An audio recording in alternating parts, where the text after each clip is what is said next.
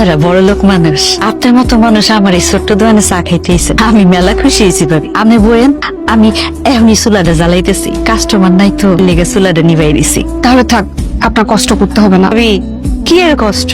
রামধন বান্ধন তো হইছে শিল্প।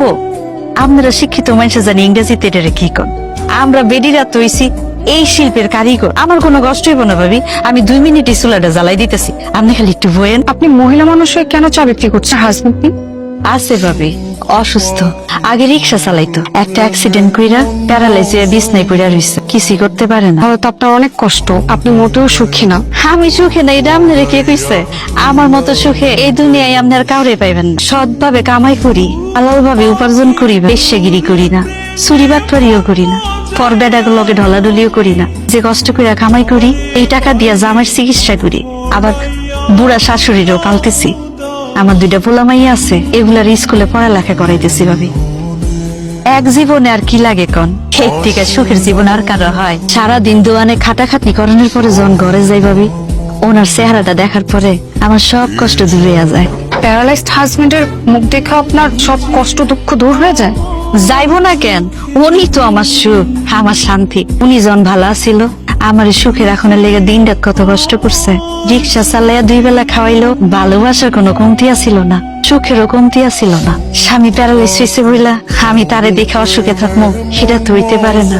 পোলা মাইয়া 2টা যখন স্কুল থেকে ফিরে আইয়া মা কইয়া জড়াই ধরে, আমার সব কষ্ট দূর হইয়া যায়। ভাবি আপনি 2 মিনিট বইয়েন, আমি চুলাটা জ্বালাই আপনার মজা করে চা বানিয়ে দিতেছি। এখনো চা হয় নাই? আমি বাসা যাবো। চা খাবে না? না, আমি চা খাবো না। আরে কি, যাও রুমে গিয়ে ফ্রেশ হয়ে নাও। ঘুম থেকে উঠে কালকে সকালে লয়ারের কাছে গিয়ে যাবতীয় ফর্মালিটিস পূরণ করে নি। তুমি তো নানালা পাখির মতো উঠতে চেয়েছিলা, কালকে থেকে উঠতে পারবা, তোমার ছুটি। প্লিজ আমাকে ক্ষমা করে দাও। সরি কেন বলতেছ? আর কিসের জন্য এবার তুমি আমার কাছে ক্ষমা চাচ্ছ?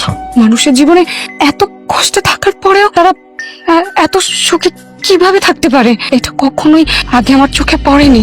আমরা যদি আমাদের আশেপাশের মানুষগুলোর দিকে একবার ভালো করে তাকাই, তাহলে আমরা বুঝতে পারবো যে আমরা কত ভালো আছি, কত সুখে আছি।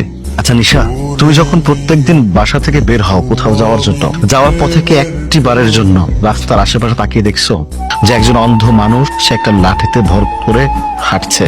একজন পঙ্গু চলতে পারে না, রাস্তায় গড়ায় গড়ায় মানুষের কাছে হাত পেতে ভিক্ষা করে তার দিন যাপন করছে। একজন বোবা মানুষ কথা বলতে পারে না, তার তো দিন যাচ্ছে। সে মানুষটার ভিতরে হ্যাপিনেস আছে, সুখে আছে। আল্লাহর কাছে অশেষ শুকরিয়া আদায় করো যে তুমি তাদের মতো না। সুখে থাকতে হলে নিজের ইচ্ছে শক্তির প্রয়োজন। ওই মানুষের 10 ভরি গহনা আছে, আমার নাই।